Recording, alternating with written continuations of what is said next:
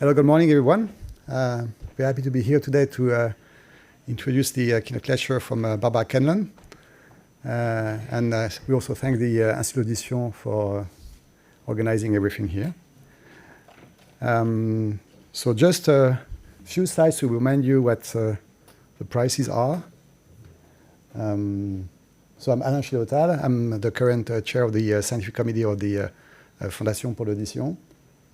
And today, so we're going to hear very soon a lecture from Barbara on her work on circadian rhythm in the year, although she has been working on many other topics, but maybe you also address this during your talk. So first, so the foundation every year is giving 3 prizes, 2 for young researchers, and what is named also the Grand Prize. We just describe here briefly, so you can see the former recipients, several of which are in the audience today, especially the young ones. So that's here you can see the previous one. So for the 2 prize for young researchers, so both of them are in the room today, and we Sophie Boucher and Brice Batelier, and we thought it would be good. I'm not sure they agree, but it will come on stage for just to explain briefly what they're doing and just to say a few words. So if you want to come, yeah, thank you. And we can welcome them. Thank you.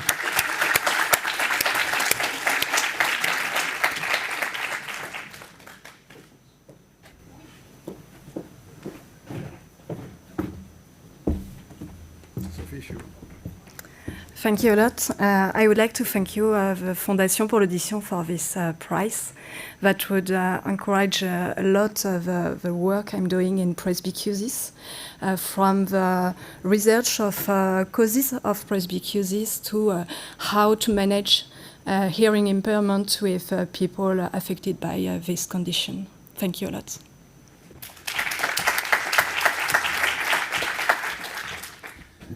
So of course I also want to thank the Fondation pour l'Audition for this very nice prize, which actually I'm losing my words. Sorry. Which is related to our work on the understanding of auditory information processing in the cortex, but also in the auditory system. And it's also really a big pleasure to get this prize announced in front of my colleagues of the field, but also of the Hearing Institute, with whom I've been working for 3 years, and these were really intense and wonderful years. So thank you to all as well. Thank you.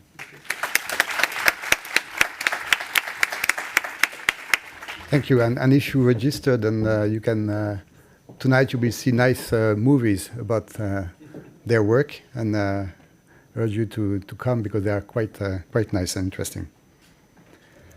Okay, and now we're going to move to Barbara. So Barbara initially worked in the U.S. In University of Michigan, and then she quickly moved to Sweden to do a PhD at the Karolinska Institute, if I'm right. And then she came to France. So she has a strong link to connections with France. And she worked at, notice on your CV that you work with Joël Bocart, that is a good friend, and also with Jean-Pierre Changeux at the Pasteur Institute. So you have a good connection with Pasteur. So as you know, unfortunately, Jean-Pierre couldn't come today because he's traveling in China, but I guess we get a chance to meet him. As it was mentioned on one of the slides for the Grand Prize, now it includes funding to cover a sabbatical stay in France. So Barbara was very interested, and she will most likely contact you, and she will spend quite some time in France visiting labs and discussing with you to try to establish collaboration. So it's going to be something we're very lucky that she accepted to do this. So as I said, Barbara went to, after this short postdoc in France, she went back to Sweden, where she has been now for many years, and she's professor she has been professor at the Karolinska for the past 20 years, also. So you will see, I mean, the the prize, to me, it's just focusing on what you did on circadian rhythm, but as I said before, you also covered a much broader field on the neurotropins and trying to develop some new treatment, including also new therapy for the ear, and I think you're going to speak a little bit about that. So that's very interesting for us. And you already also received many awards. So you're a member of the Swedish Academy of Science, and you also received the Knowles Prize, which is one of the most prestigious prizes for hearing research, and you're chief editor of hearing research. So thanks a lot, Barbara, for coming. And please, without further ado, please come on stage to give your lecture. Thanks a lot. Congratulations.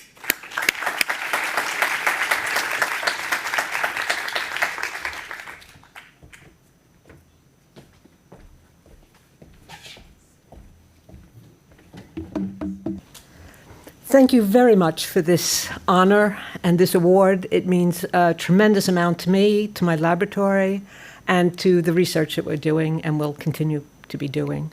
It's wonderful to be here in France, and I'm very happy to share my lecture with you today. And I'll be starting off with basically how we came to study circadian rhythms in the auditory system. So the title of my talk today is Time to Listen, and what the impact of circadian rhythms have on the auditory system.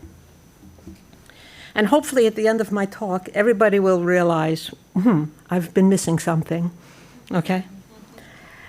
So the outline today will be, first I'm going to describe very, very briefly how the circadian studies came about, because it's a long series of experiments that we've done before we finally discovered that there were circadian rhythms in the inner ear. I will then give a very brief description of circadian biology. I'll then show the proof that the cochlea is regulated by circadian rhythms. I will then go on to show that there are functional consequences of the cochlear circadian clock. I will talk about chronopharmacology and what that means and what it means for the auditory system. And finally, some clinical applications and some future directions. So how did the circadian rhythms come about? Well, way back when, in 1988 already, we were isolating outer hair cells, and I had a pipette here, which you see here, an isolated outer hair cell with the stereocilia up at the top, and I would bring the pipette close to the hair cell body and stimulate it with a 200 hertz tone. And what we found was that this sound stimulation caused a length change in the outer hair cells. They were really exciting at the time. It wasn't the first description of outer hair cell motility, but it was the first description of sound-induced outer hair cell motility. So the outer hair cells were specifically tuned to detect narrow bands of frequencies, and it's due to the mechanical displacement along the lateral wall of the outer hair cell. Well, we worked on those studies for a while, and then there was a question that I had. Well, if the outer hair cells are acting like muscle-like cells, a very naive thought was, well, maybe you could train them up so that they would be able to tolerate higher levels of sound stimulation. This is when we started with the sound conditioning experiments. So what we did was, and this was done in guinea pigs at the time. Just 1 second here. I have to get my... There's a pointer. So we moved on to the sound conditioning experiments in guinea pigs. So we gave them a low-level stimulus, 81 dB, over a period of 3 weeks. And then we gave them a traumatizing noise. And here you see the group that received just the trauma, when measured 90 minutes after the trauma, had between a 30 and about a 50 dB threshold shift. The group that got the preconditioning, or the sound conditioning before the trauma, had only between a 10 and 30 dB threshold shift. When we then looked 8 weeks after that trauma, we found that the non-conditioned group continued to show a permanent threshold shift, while the sound-conditioned group, followed by the trauma, returned to pre-thresholds. So they were completely protected by this preconditioning. We also quantified the outer hair cell loss and the inner hair cell loss in these animals, and it was primarily outer hair cell loss. Here, the traumatized group and those with the sound condition had significantly less outer hair cell loss than the non-conditioned group. So we worked on that for a while, deciding whether it was the middle ear muscles that were being strengthened to be able to tolerate higher levels, or was it something in the stria vascularis with the blood flow. And then we started zooming in on stress and stress hormones, because noise is a stressor.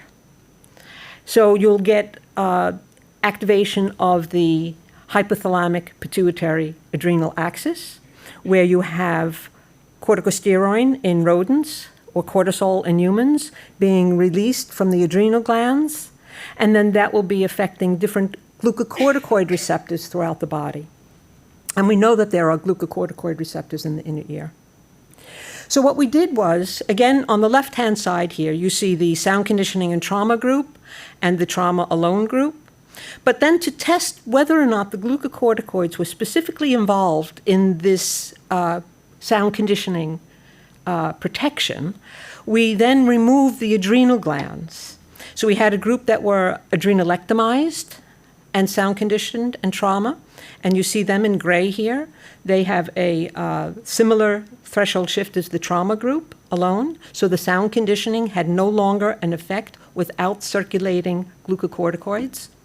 And then we have a group where the animals were then boosted up with injections with corticosteroid, so replacing the loss of corticosteroids in the body, and we saw that they were being protected.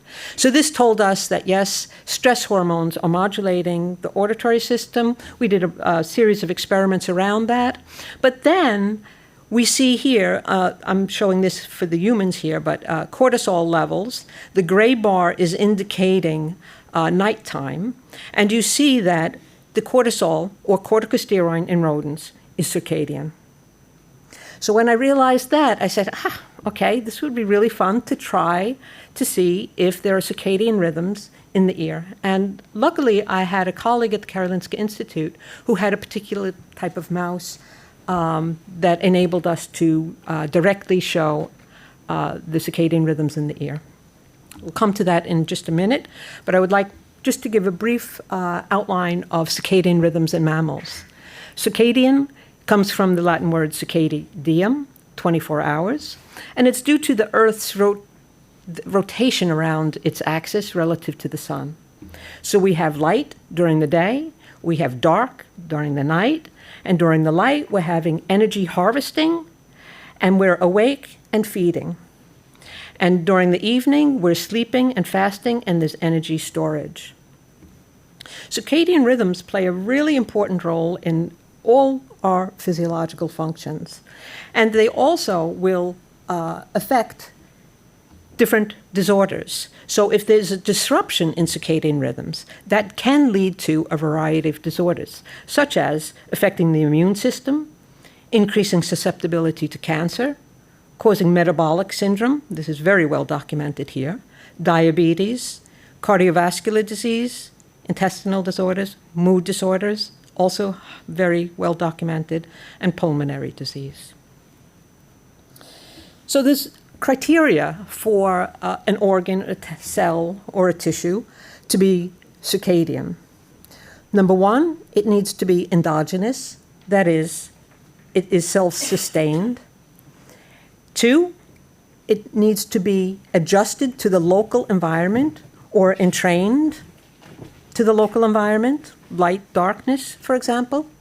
And then it can be regulated by external cues, such as light, which is a very strong cue for regulating circadian rhythms, but also feeding and temperature are very common regulators of the circadian rhythm. Here I'm just showing 4 different curves here. Again, the gray bar is indicating nighttime, and this is humans that I'm showing this for. So when we're sleeping, the core body temperature goes down, but then it comes up. Urine volume is also circadian. Melatonin, the sleep hormone, you can say, is also increasing at night, and the cortisol, as I just described. So, as I said before, the internal clocks are determining our physiology and our pathophysiology. So this is just a very brief description of different types of physiological functions that are timed related in our bodies. For example, in the afternoon, you have the maximum insulin secretion. Early evening, late afternoon, you have maximal food absorption. And for example, late at night, there's inflammatory processes and immune cell activities going on. So, being here in France, I thought I would lift up the father of chronobiology, okay, Jean-Jacques Deortas de Marianne, who was the first person to show that there are endogenous clocks in the mimosa plant. So these mimosa plants close their leaves up, okay, when it's dark. So he showed that at light they were opened, and in the evenings they were closed. Then he took the same plant and kept it in darkness. And there he could show that at the right time of the day they were open, and at nighttime, the right time, they were closed, showing that there was an endogenous clock in the mimosa plant. That was in 1729. And just recently we showed it in the auditory system. So how is this regulated? How are the circadian rhythms regulated? Well, in the hypothalamic nuclei, you have the suprachiasmatic nucleus, the SCN. And this has always been considered the master synchronizer of the circadian system. How does it work? Light goes into the eye, travels along the retino-hypothalamic tract to the suprachiasmatic nucleus. From there, those signals will be sent to different peripheral organs. Here I'm showing the kidney or the adrenal gland, bone marrow, liver. Liver is highly circadian, as well as the spleen. Basically, all the peripheral organs are under circadian control. So the peripheral clocks, including the cochlea, are autonomous, self-sustained, and control the timing of tissue-specific functions. This doesn't mean that all these peripheral tissues are going to have the same timing. They can be very different, okay? And hormones modulate clocks in the peripheral tissues. And as you'll see later, I'll be talking about the glucocorticoids or corticosteroid and those experiments we did around that. So at the molecular level, there's a positive-negative feedback loop that makes up the molecular circadian oscillator with a period of approximately 24 hours. So the core clock genes are BMAL, clock, cryptochrome, cry, and the period genes, okay? And so the transcription of the genes BMAL and clock result in the dimerization of the BMAL and clock in the cytoplasm, and then when they translocate into the nucleus, they will then cause the period and the cryptochrome, the per and the cry, to complex, which once they complex, they will then repress the binding of the BMAL and the clock. So after a period of time, this per-cry complex is degraded, and the BMAL clock activates yet another transcription cycle. And this takes about 24 hours. So I'd just like to point out more recent important circadian discoveries. 1971, Ron Konopka and Seymour Benzer identified the first clock mutation in the Drosophila, naming the gene period, or the per gene.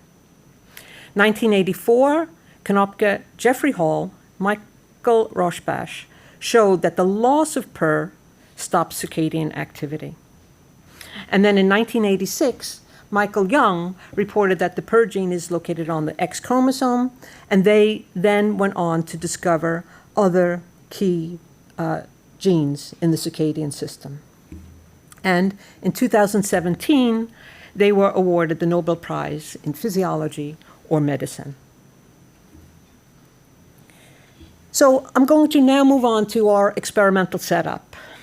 And this was together with a colleague at the Karolinska Institute, where she had period 2 luciferase, or per2 look knock-in mice, where the luciferase gene is fused in frame with the 3' end of the endogenous per2 gene, which generates a per2 protein fused with luciferase. So this allows us to track in real time the per2 expression. So what we would do was we would isolate a cochlea. We would then put that into a petri dish with some luciferine to activate the luciferase. We then put that into the lumicycle, which has photomultiplier tubes up at the top and a rotating board underneath, and these are all our different samples here. And with time, you will be reading off the bioluminescence as photons per minute of your preparation. And you can see peak and trough expressions. High levels, low expressions, high level, low expressions over the course of time.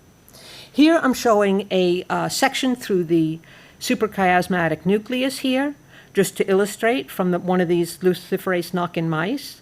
And you can see that over the course of the day, you have variation in the intensity of the bioluminescence.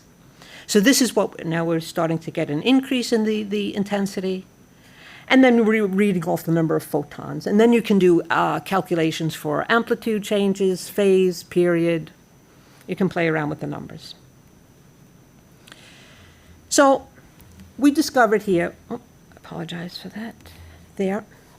So doing this, we looked at the cochlea. And we have photons and number of days in culture. So you see, we put them in, and then we start getting cycles, oscillations in the cochlea. This was truly exciting, okay? We also had reference tissues, the liver, which I mentioned is highly circadian, and the suprachiasmatic nucleus. So we're seeing robust oscillations in the cochlea, isolated cochlea. Please note that you see that the amplitude of these sinusoids decrease with time. That can either be to the fact that the preparation is dying off, or that the individual cells in that preparation are becoming desynchronized.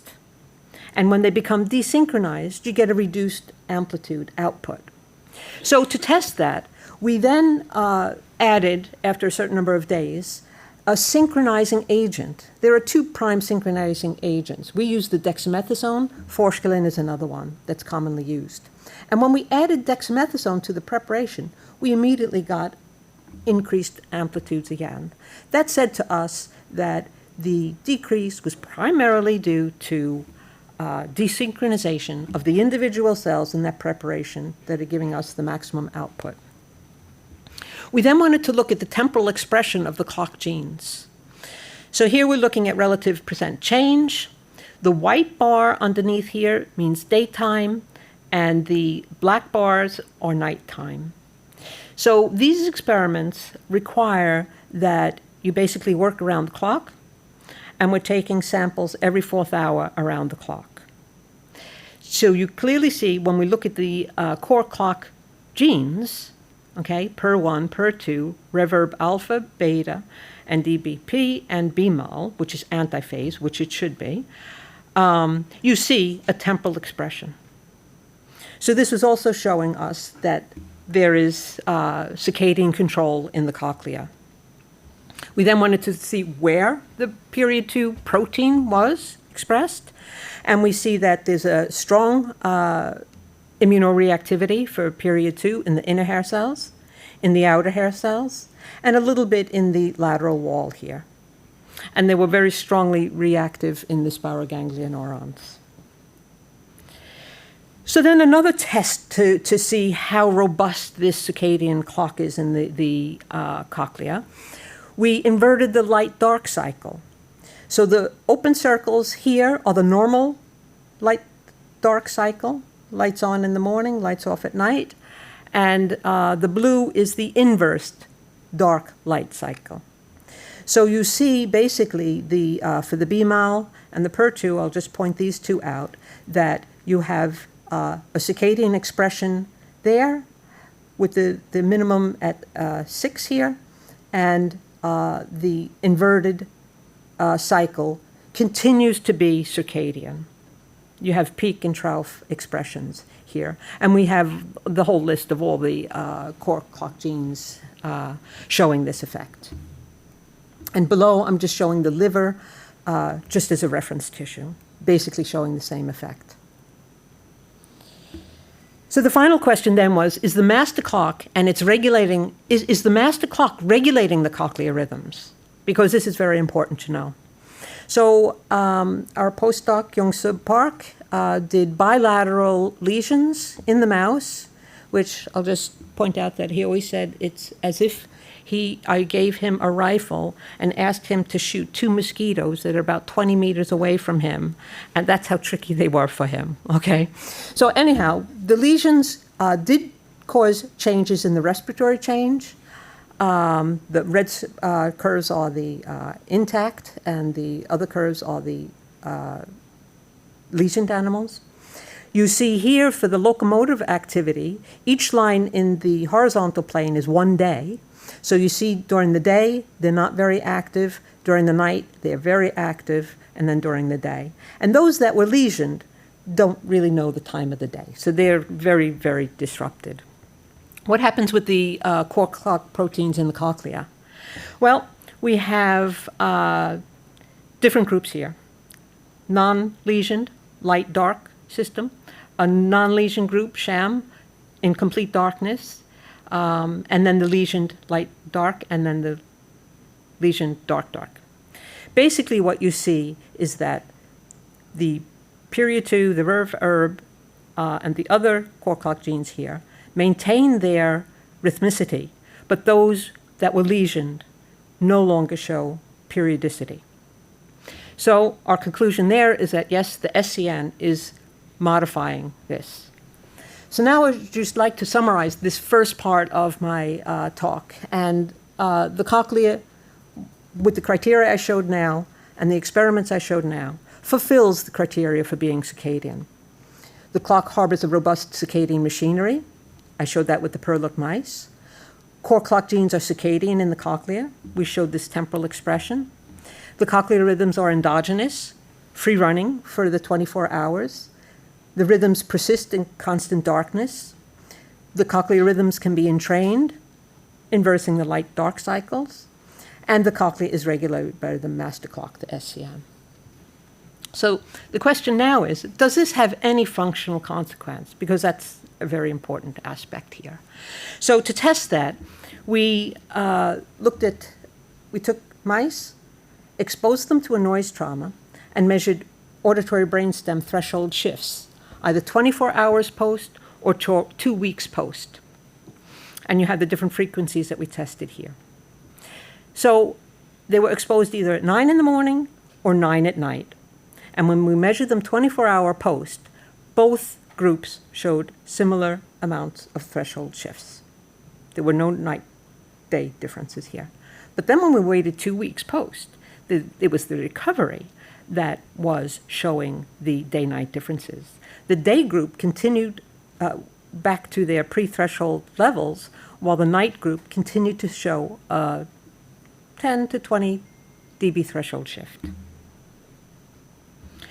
So we were looking at the mRNA to get some clues about what was going on. Day is white, the night is shaded here. And we looked at the PER2 expression, PER1, BDNF, and IL-6. So you see that the PER2 expression was maximized at nighttime, same with the PER1. And interestingly, the BDNF after a day noise exposure was increased much more in comparison to what it was in the BDNF. And we had similar effects with the IL-6. So now I would like just to focus on the BDNF and the IL-6 studies that we've done. And I'll start with the BDNF. So here I'm showing some evidence for TrkB-mediated regulation of the auditory clock. So to start off with, we're focusing, well, first of all, the BDNF gene is circadian. Okay, we have low levels in daytime and peaking at nighttime. So we focused on an agonist, a specific agonist to the TrkB receptor, and that's called DHF, and it's a selective TrkB agonist. We did a dose-response curve, and now what we're doing is we're isolating the cochleas from the PER2 look mice. So we're looking at oscillations. And you see that the DHF is reacting to the time of the day. Here I'm showing the day treatment, where you get a large increase in the PER2 expression after DHF treatment, and less so when we give it at night. So when we do the calculation, we see that during the day, the DHF increases a lot more than DHF at nighttime. We could also block the DHF effects with another drug that blocks the DHF effects, and that was ANA 12.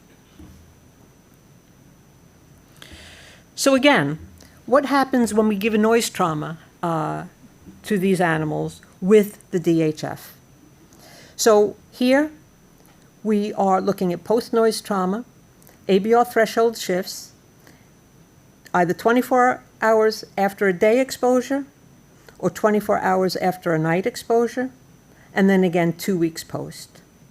So you see that the group 24 hours after the day exposure showed no effect of the DHF, while 2 weeks post they both recovered. So the conclusion there is that DHF did not do anything to the day noise exposure. And then when we gave the night noise exposure, we saw somewhat of a protection already by 24 hours. But then when we looked 2 weeks post night noise exposure, the DHF treated group, the TrkB activated group, showed significant protection compared to the vehicle alone.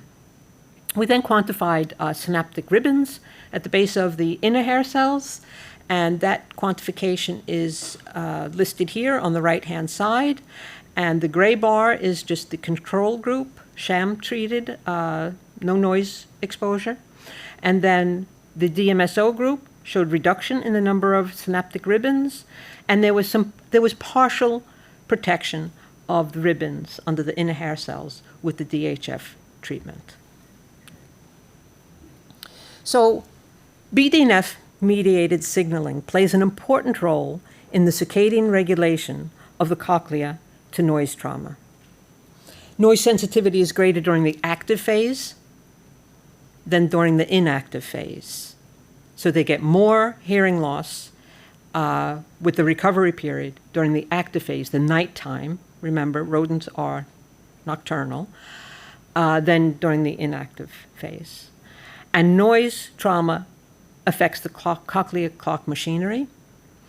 And I showed that the BDNF receptor TrkB is modulating the auditory clock. Those were the experiments with the per-look animals and the DHF treatment. And activation of TrkB during the active phase at night prevents noise-induced hearing loss and partially protects synaptic ribbons. So we had somewhat of an effect of BDNF, but earlier I also mentioned the effects of the IL-6.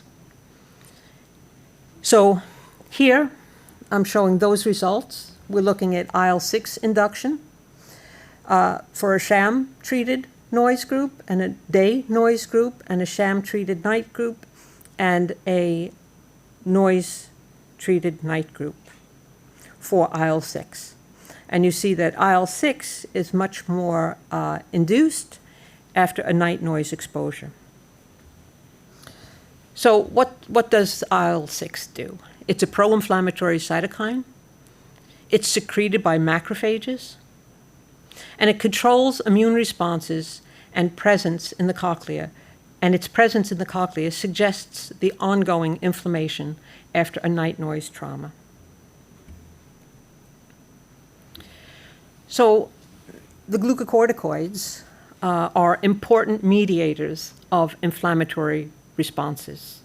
Immune cells, cytokines, they're intimately involved in this.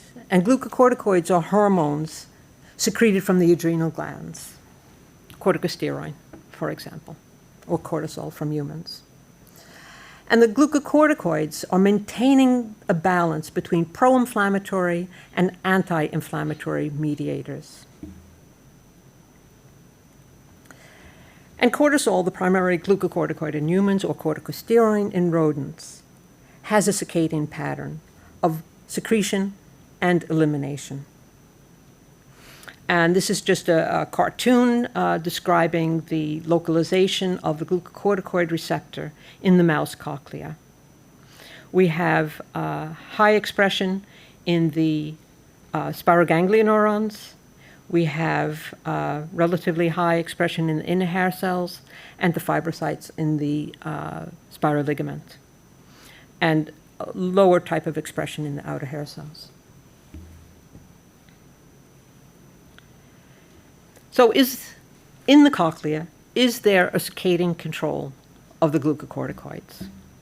So again, we took our luciferase animals, the period 2 luciferase animals, and we have day treatment in red and night treatment in the blue when we added dexamethasone, which is a synthetic glucocorticoid.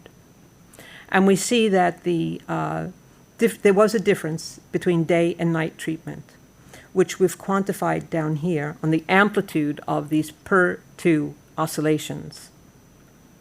So when we added dexamethasone during the day, we had an increase in the amplitude of the period 2 expression, indicating clearly that there's a link between the per 2 activity and glucocorticoids.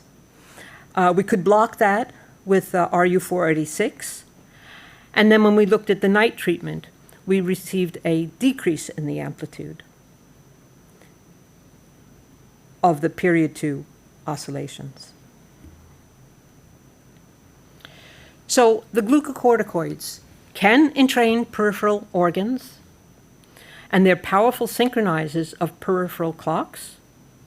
And it's been shown that the glucocorticoid response elements exist in the regulatory region of PER2. So they're intimately involved in the regulation of glucocorticoids. Then we wanted to look more closely at the effects of the glucocorticoids in the cochlea.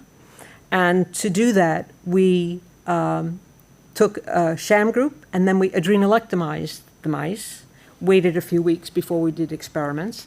And then you see that first of all, the circadian profile of corticosteroid in the sham-treated animals is having its max peak at around 10 o'clock at night. I'm recording here circadian time. Circadian time is when 0 would be when the lights go on.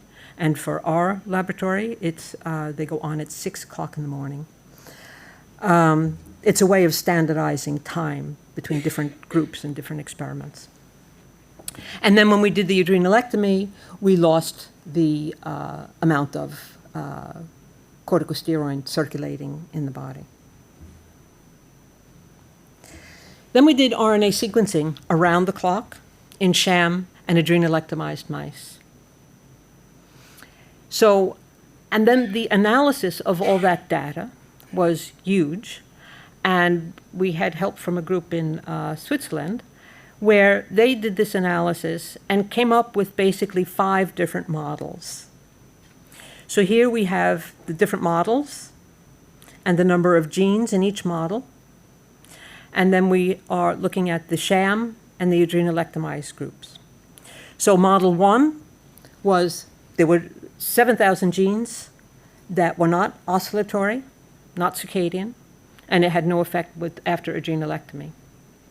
Model 2, we had 455 genes where sham was not oscillatory, but oddly enough, the adrenalectomy started the oscillation of certain genes.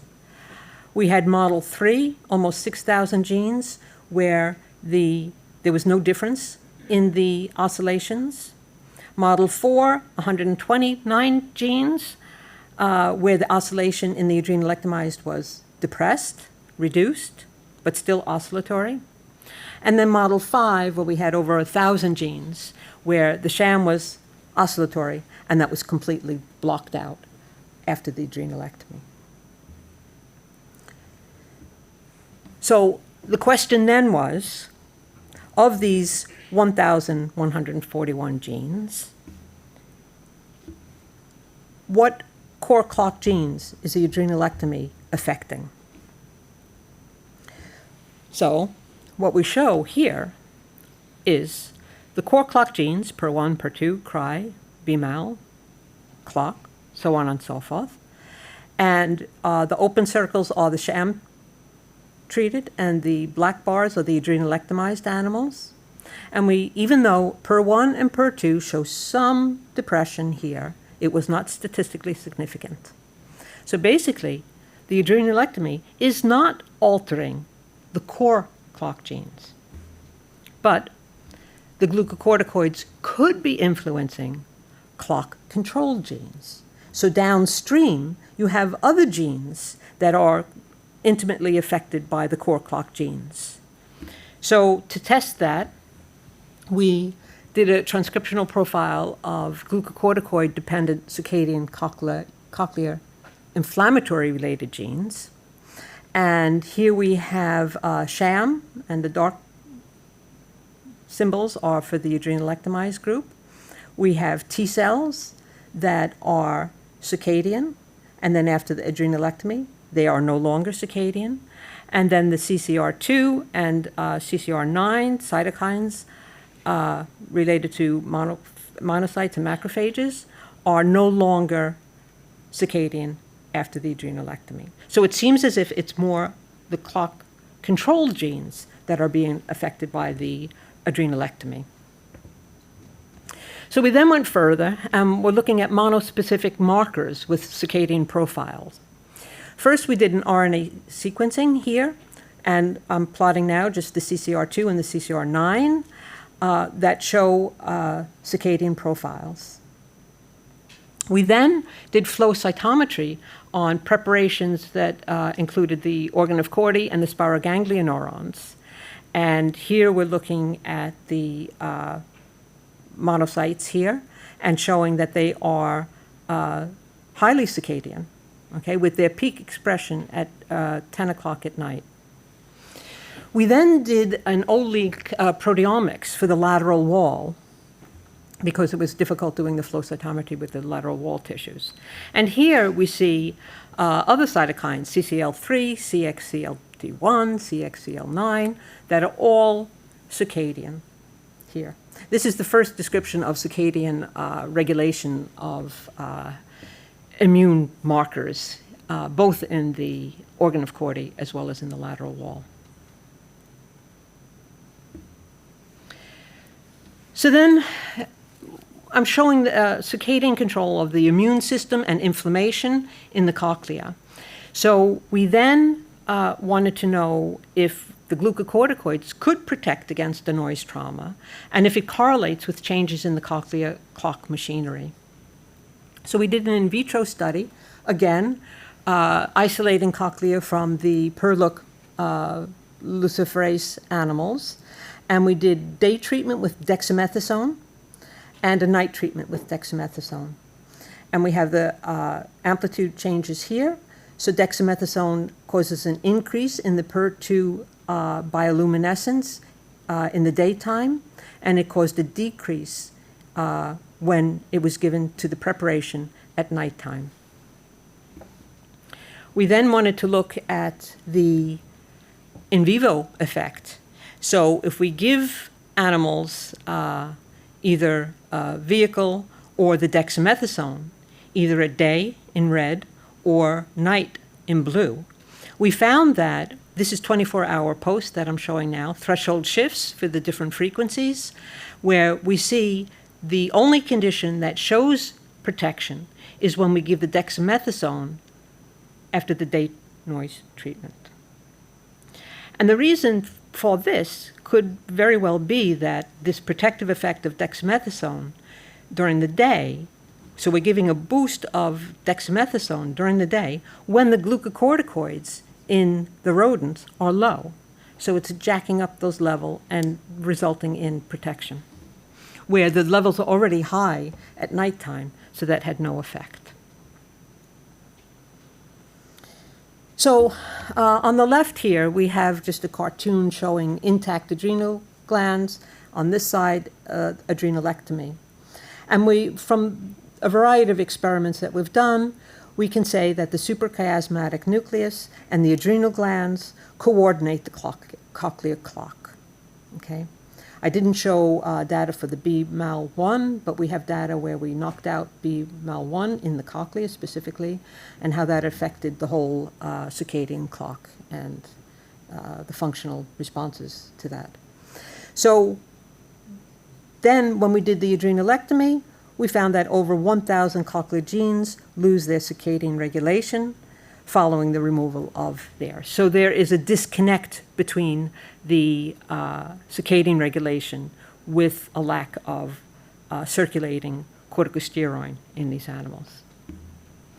So what I've shown so far is that adrenalectomy abolishes the transcription of clock-controlled genes involved in inflammation, circadian control of glucocorticoids and inflammation in the cochlea. I've shown that glucocorticoids appear as a major regulator of the differential sensitivity to day or night noise trauma. And this is indicating that the timing of drug administration is important. If we were just to give the drug at nighttime, for example, we wouldn't have seen any effect. Okay? So here I'm showing, both with the dexamethasone treatment, that the timing is important. And a few slides earlier, I showed that the track B agonist had a day-night difference. So this led us to the idea that, okay, timing of administration is really very important. So this brings me to chronopharmacology. What is chronopharmacology? Chrono, timing, pharmacology, the timing of drug administration.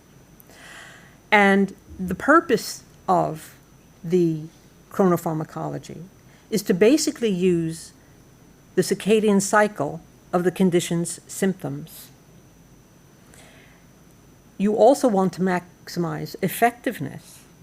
And in some of these other organs that people work intensely with when it comes to chronopharmacology, they can actually reduce the overall concentration of the drug and get even better effects. And it also will minimize side effects. So these are some of the purposes of timing drug administration. It has been successful for asthma, for cancer, for hypertension, and depression, just to name a few.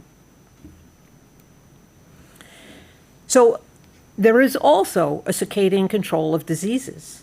There are some diseases that will be more prone in the morning and others more prone in the evening. Heart attacks, pain from rheumatoid arthritis, nasal symptoms of allergies, and migraine attacks are more common in the morning. Evening, you will have perforated peptic ulcers, ulcer crisis, stroke due to hemorrhage, pain from osteoarthritis, and chronic pain, more so in the evening. This is a diagram taken from Zhang et al. Already in 2014, where they are, it's a wonderful article. It has a tremendous amount of information in it, and they're showing circadian disease genes and drug targets. And they're showing basically all the genes, circadian genes, drug targets that are circadian, for example, the TrkB receptor, for example, and genes associated with disease. And you see there's overlap between the circadian genes, known diseases associated with particular genes, and their drug targets. And interestingly enough, more than 50% of the top 100 selling drugs in the United States target a circadian gene with half-lives less than 6 hours. More than 50%. Okay. I find this number very interesting. Okay. The point with half-lives less than 6 hours, that's a key thing here. You don't want to have a drug that has a half-life of 24 hours. You're not going to get a circadian effect. Okay? You're spreading the drug all over for a long amount of time. 6 hours, between 3 and 6 hours is optimal. So if you have a peak expression, you want to time it like this and not have it longer than 6 hours. And there's many experiments showing that the 6 hours is kind of the upper limit. So here I would just like to show one example here, the chronopharmacological effects of aspirin. So aspirin, or the PTGS1 gene, is the target of low-dose aspirin. And here we're looking at night, day, day. And you're seeing different organs, kidney, heart, lung. And you see how they're oscillating, okay? So this is, the PTGS1 is a circadian regulated gene. And it's the target of low aspirin. Aspirin has a short half-life. It's less than 6 hours. Good. Heart attacks are circadian, primarily in the morning. And clinical reports suggest that nighttime administration of low-dose aspirin reduces night and day blood pressure. So this is one example of a chronopharmacological effect, and I used aspirin. What about the auditory system? Are there auditory relevant drugs that target circadian genes? Well, from our RNA sequencing data, we could go through different circadian target genes for different drugs that are commonly used in the auditory field.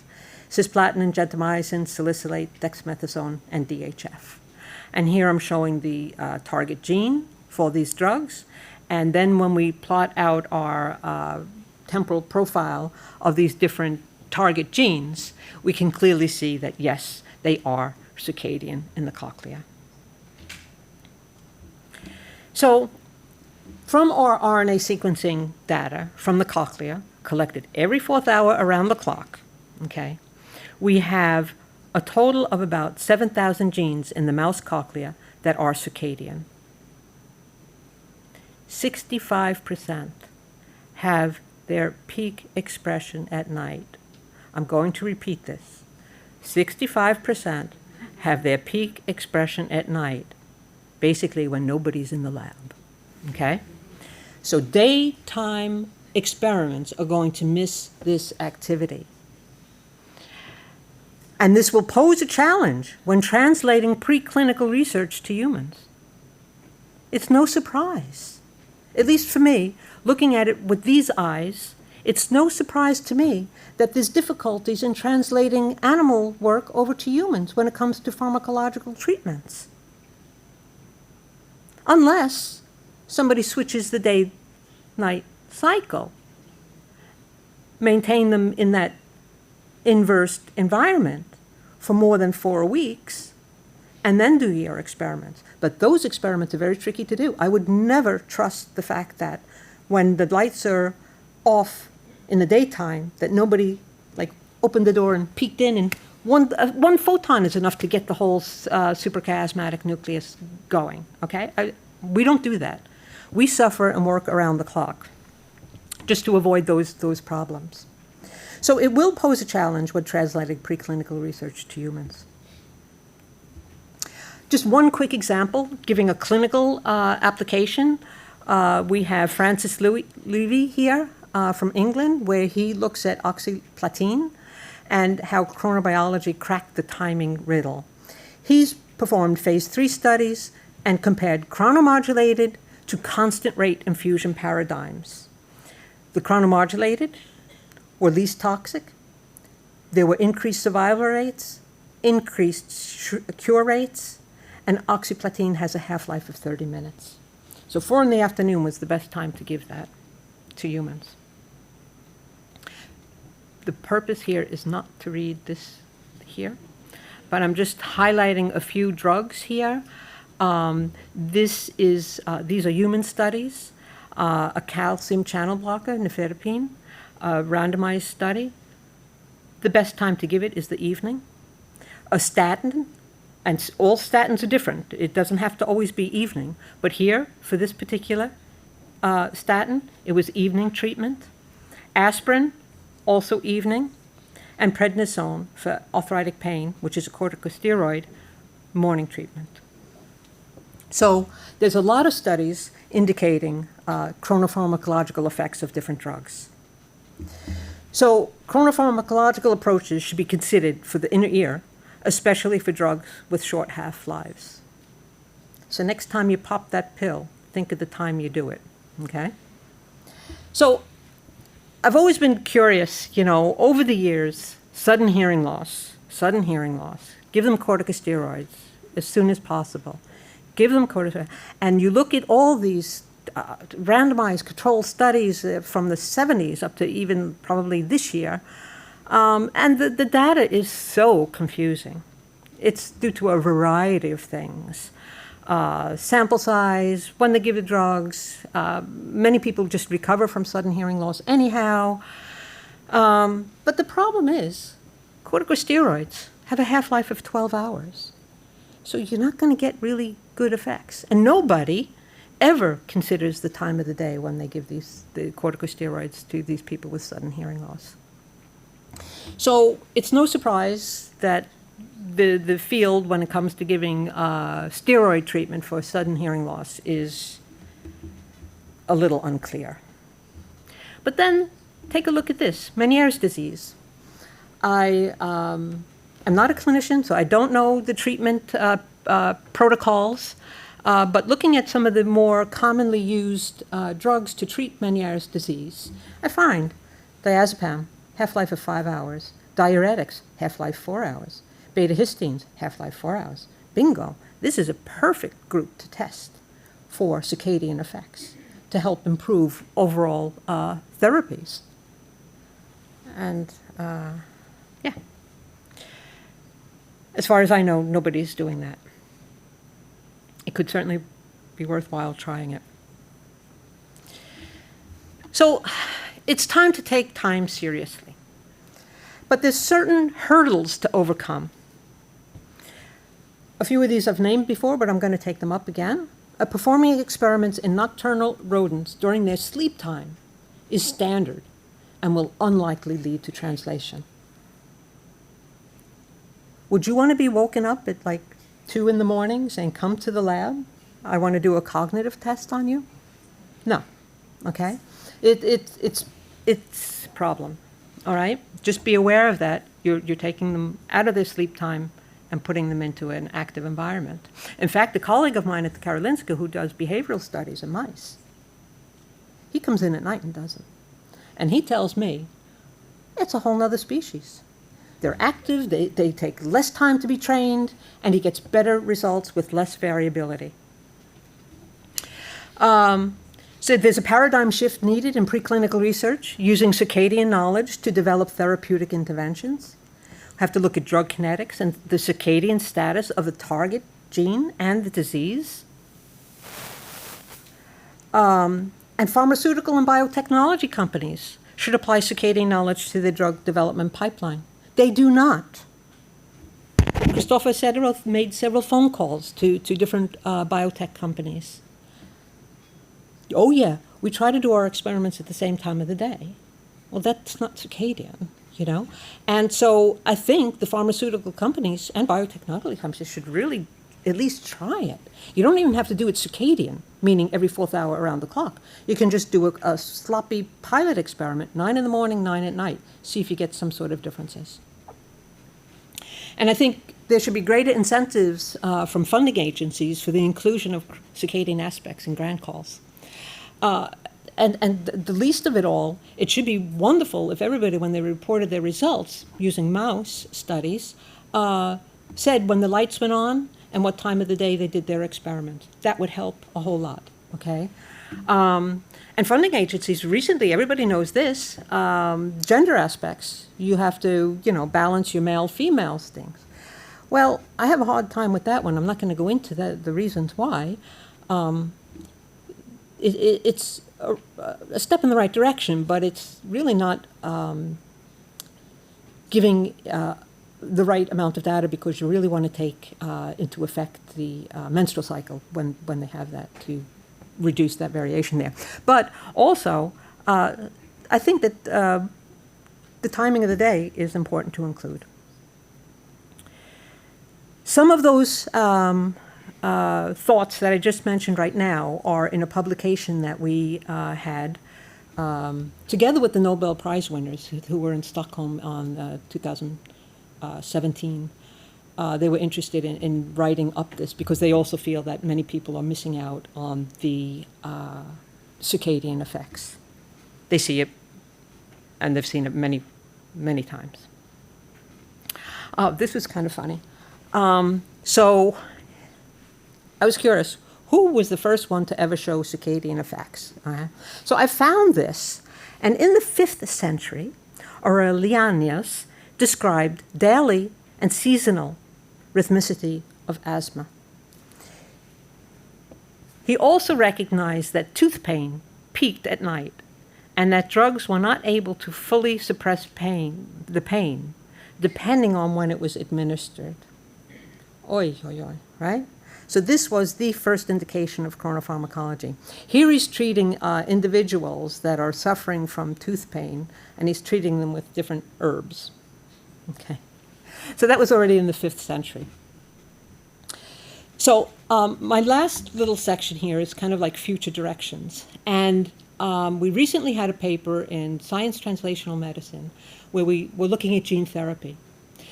This is not the point of my talk right now, okay? I'm not talking about the results from that, even though we could show that hearing was rescued by using a cerebrospinal fluid route to deliver gene therapeutics to the inner ear in adult deaf mice. So it was a very nice study, and we had very good results. What I want to talk about is the route of administration. This is sternum magna injection. So you have the sternum magna right underneath the cerebellum, okay? And it's cerebrospinal fluid, filled space.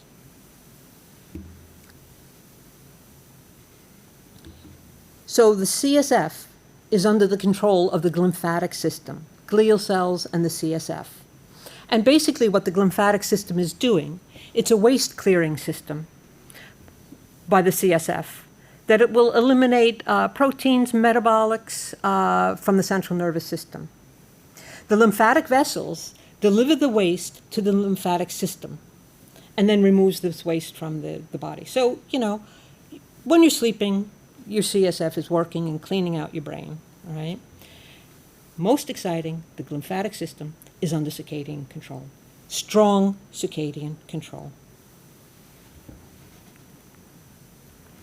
So here we did these experiments, and what I would like to show you now is a beautiful illustration of, we have the cochlea here of a mouse in the box, and it's enlarged here. So here you see the subarachnoid space, and here you're going to see the cochlear aqueduct. The cochlear aqueduct is a small canal releasing, the CSF goes through that and makes the perilymph. Okay? So we do an injection with a fluorescent dye, and what you're going to see is, once we do the injection here, you're going to see how it goes into the cochlea. Basal coil, middle coil, and a little patchy up at the apex, but we do get some staining there.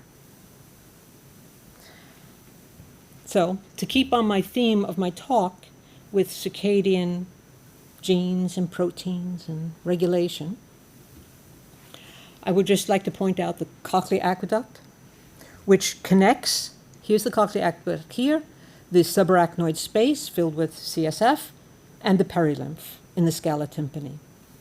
It's lined with connective tissue and has a diameter of about 120 microns, and it enters the scala tympani down by the round window there, near the basal turn.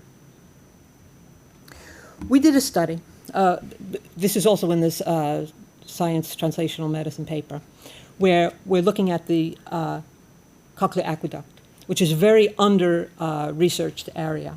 This is the subarachnoid end, and then just before you get into the cochlea, there's this membrane that's acting almost like a gating control. Okay? It's called the barrier membrane, a diaphragm-like structure, all right? It's positive, so we have sections of the cochlear aqueduct here, and it's positive for CRAP2 and the lymphatic markers, PROX1 and podiplanine. These are the blue boxes, okay? So the cochlear aqueduct is kind of like a lymphatic-like membrane. And we found macrophages there as well, with the IBA1 and the LOEV1. We see macrophages there. So what I want to show with this slide is that there are genes directly related by the circadian clock. They are also present in the cochlear aqueduct. All these that we stained for are circadian, directly involved. Here, the LIV1 with the BMAL1, IBA1 with macrophages, okay, in inflammation, CRAP2, which inhibits the activity of clock BMAL, PROX1 is involved in the axillary molecular machinery in a circadian manner, and podiplanine is a glycoprotein directly related by circadian rhythms. So even though we got success with our cisterna magna injections, maybe it's time to really regulate the time of the day when we give those different genes and therapies. But I find it very impressive that, first of all, the cochlear aqueduct is a new transport route for delivering drugs or gene therapy, and that it's under circadian control. So, time journey. I've taken you through a time journey to the center of the inner ear, all right? I'm coming to the end of my talk. So I've pointed out the importance of circadian biology, which has rarely been considered in preclinical studies, and even less so when translating to the bedside. Circadian biology is a critical factor for improving drug efficiency and diminishing drug toxicity. Some drugs are more effective at nighttime than daytime, where for others it's the opposite, depending on your target gene. And the majority of genes in the rodent cochlea have peak expressions at nighttime, while other in the day. And it's now time that circadian factors become an integral part of preclinical, translational, and clinical research. We'll all be winners in the end. And with that, I would like to thank my collaborators for, not everybody on this list has been intimately involved in the circadian studies, but those that are marked in red are the circadian people doing these day-night, night-night experiments, okay? And I'm marking them out in red because they're usually a little red-eyed when they come in the next day. And a special thanks to Christopher Sederoth, Evie Korsten, Vasiliki Basanu, Hila, Youngsub Park, Ina, and Gabriella, who really introduced me to the circadian field, and Hongyu. And I would like to sincerely thank all the economic support that I've received from the Karolinska Institute, the Swedish Medical Science Council, the Department of Defense in the United States, the Silent School, and the National Institute for Deafness and Other Communication Disorders. So thank you very much.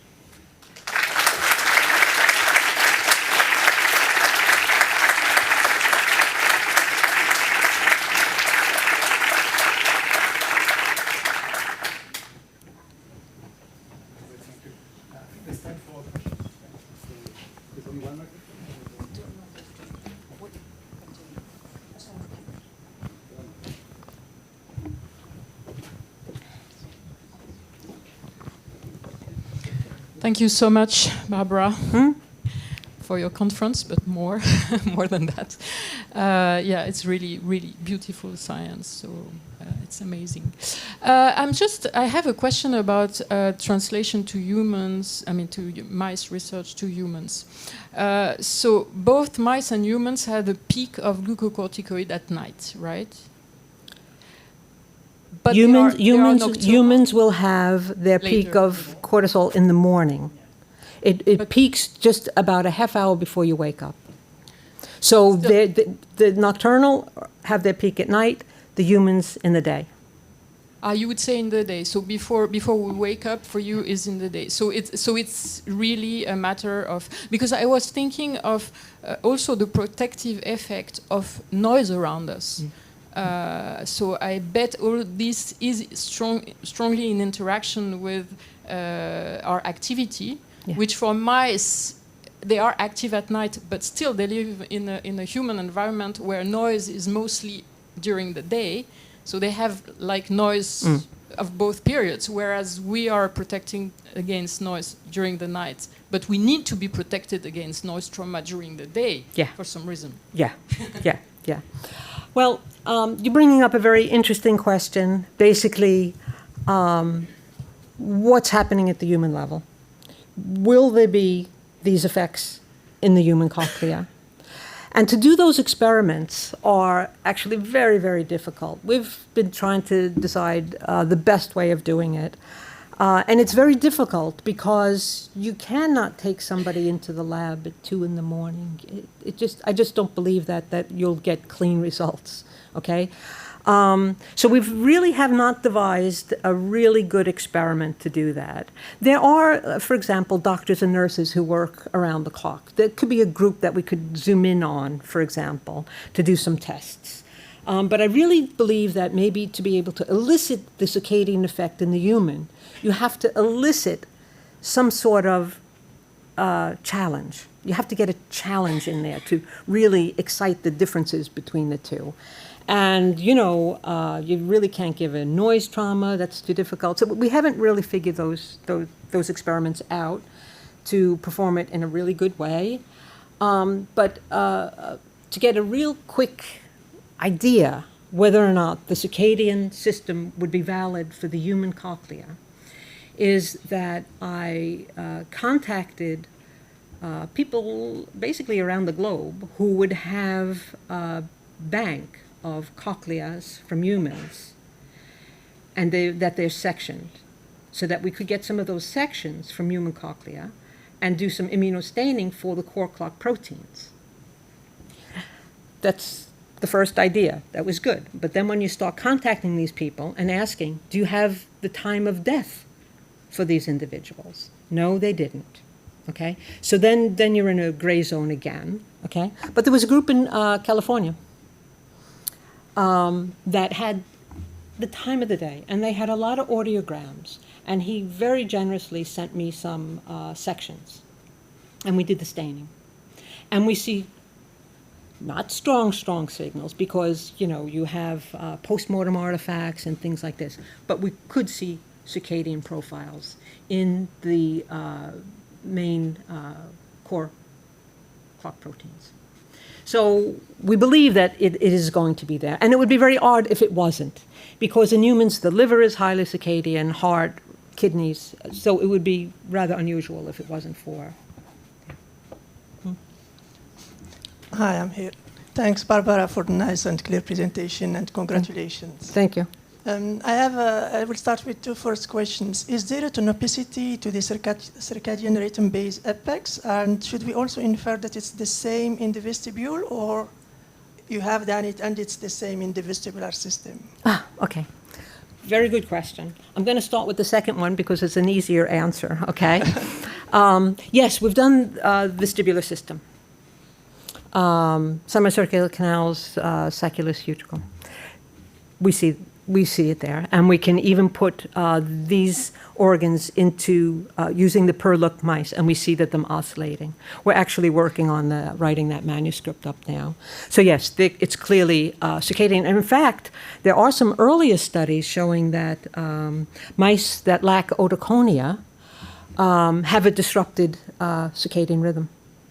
And there were other people who could show tracing injections from the suprachiasmatic nucleus that go directly to the vestibular nuclei. So yeah, there's enough evidence there for the vestibular system. Your first question is very interesting. Is there a topic organization to the circadian rhythms? We have a publication where our doctoral student went to Belgium for doing some circadian studies because they had a particular setup in a microscope where you could do live imaging over several days with the microscope and zoom in on particular cell types, okay? And so she did that. And yes, we saw that there is a time delay of about 3 hours from the apex down to the base. So yes. My only concern with those experiments are that I don't know if the cells were slowly becoming desynchronized, and that if she added a synchronizing agent, if that would stop that. I don't know.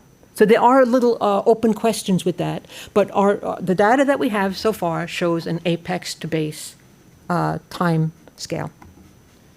And the fact that the vestibular system does show that, that means, bring me maybe to evolution, meaning that even for low frequency species, Yeah. chicken, fish, you may still find that kind of... Yes, I would believe so, because the circadian system is so very, very well conserved.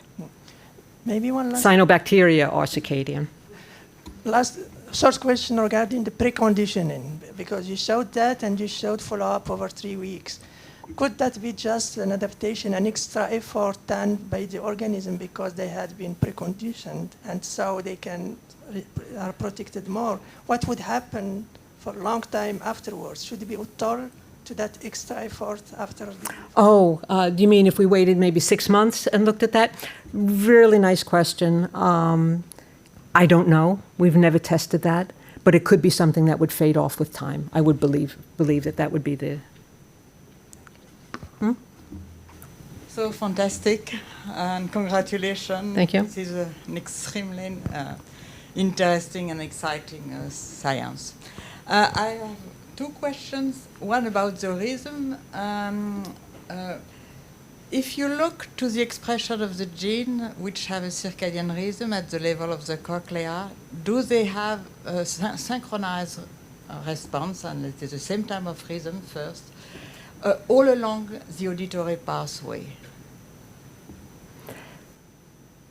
We looked at the inferior colliculus. Yes.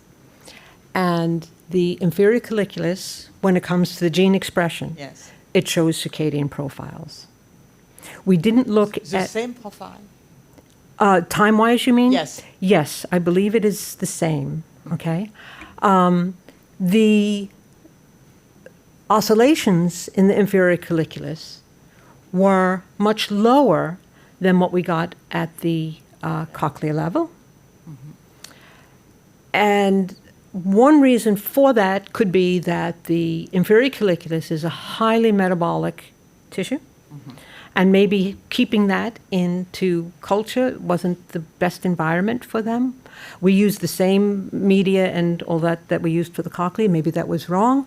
But yes, we also have some data, not a whole lot, on the cochlear nucleus, which also circadian.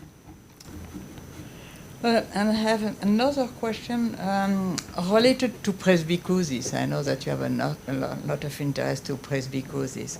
What about the aging of the circadian clock? And when you look to predisposing genes, are some of them could some of them be related to maybe some disorder at the level? Yeah, that's a great question. We've never done that analysis on our RNA sequencing data for those particular genes. It would be very interesting to do it. I will do it when we go home, and I'll let you know, all right? The aging aspect, I didn't show this data. We've never looked at, oh yes, we did. We have some oscillations from older animals, not many, and they're not really aged, but they were older. They were reduced. But let's look at the other time scale here, when they're young. P4, postnatal day 4, and postnatal day 12, they're huge. They're like 3 times the amplitude than the adult. We've never pursued that, but that was also interesting. So yeah, they reduced. And the whole circadian system does get less dynamic with increasing age. I'm not talking only for the auditory system now. It's generally known. Okay, I'm waiting for your answer. Hi, I'm here. Hi. Really lovely talk. So I'm wondering, when you show the luciferase activity in the cochlea, and you did RNA in the cochlea is very heterogeneous, many cell types, and I'm wondering if it's dominated by one cell type, and if they're if they're in sync together, or are there actually multiple clocks? Clocks, yeah. Very good question. Very good question. Since the majority of experiments that we do, we take out the cochlea as a whole and without the stria or lateral wall and put it into the lumicycle and do the counting. When you look at the immunocytochemistry that I showed, it was primarily the inner hair cells and the spiral ganglia cells, to a lesser extent the outer hair cells. But that's for the PER2. The other cell types are going to have other clock genes, and it could be that they are different. It could be. For the studies on the suprachiasmatic nucleus, when they're looking at different neuronal types within the suprachiasmatic nucleus, they're different. So I would imagine that it would be. So if you wanted to target inner pillar cells or whatever, it probably would be a different time or profile that you would get. Yeah. Thank you very much for this wonderful talk, and congratulations again. Thank you. I wondered if you take different populations, people with heavy sleep problems, narcoleptics, maybe Swedish people from the South and the North Pole, do they have different, has it been checked whether they have different hearing problems or sensitivity to noise trauma in some way or another? Because their circadian rhythm is in some way different. Okay. Complicated question. And I'm not going to talk about humans, but I'm going to go over to the reindeer. Okay? Because reindeers are really quite curious. They will, when they're up in the north, up by the polar circle. So right now they're probably in complete darkness. And then in the spring, they're in complete lightness. Right? Tough situation. And yeah, it would be interesting to look at the people up there versus down in maybe Africa where it's daylight all the time. But okay. When the reindeer is in complete darkness, or when they're in complete light, they shut off their whole circadian system. They adapt in another way. And how they adapt, people really don't know. So they're very unique in that sense.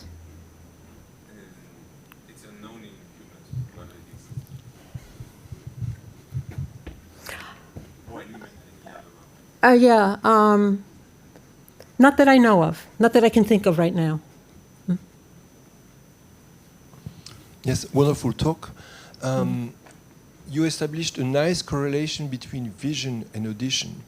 And in between vision and audition, you can have melatonin, which is a major activator of the circadian clock. So my question is, melatonin acting on the cochlea? Yes. And can you, for example, resynchronize the cochlea or a treatment using melatonin in addition to the treatment?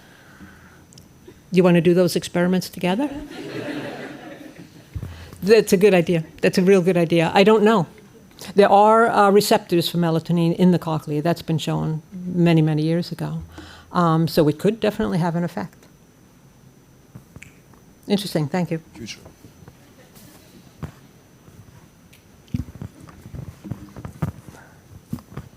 Thank you, Barbara. I'll continue the reflection and the brainstorming on the experiences to do. Thinking about the work you've done in the past, in fact, there's a way to potentially challenge the auditory system. Remember that study where you stressed people with the hands in the ice bucket and measured loudness, discomfort levels, showing a gender difference in the sensitivity to sounds, where women would become more stressed and have greater loudness, discomfort levels than men. Maybe this could be a way to challenge people day and night and to show whether you would have time differences in the acoustic responses to the sound exposures without damaging people's ears. Maybe that's thing to Yeah, that could be a start to think of.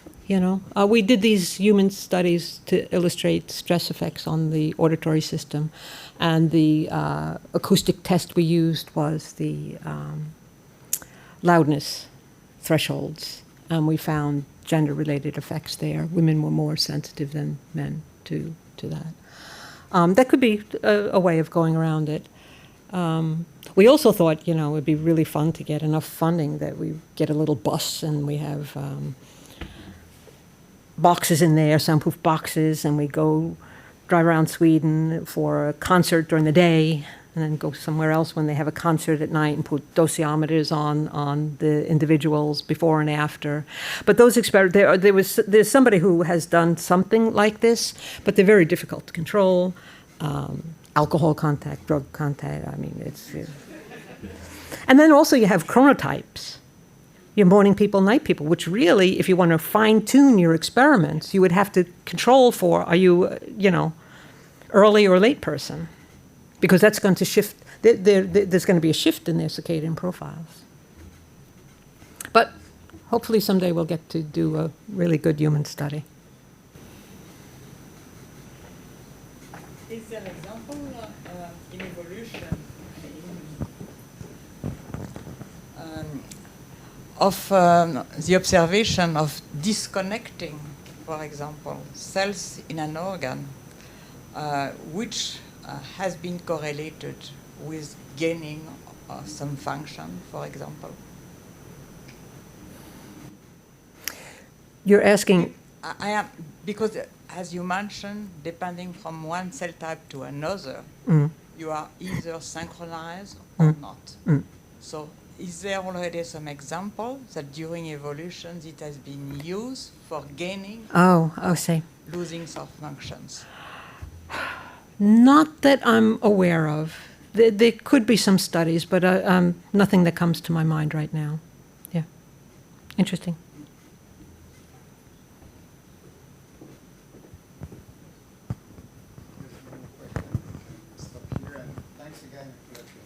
Thank you. Thank you.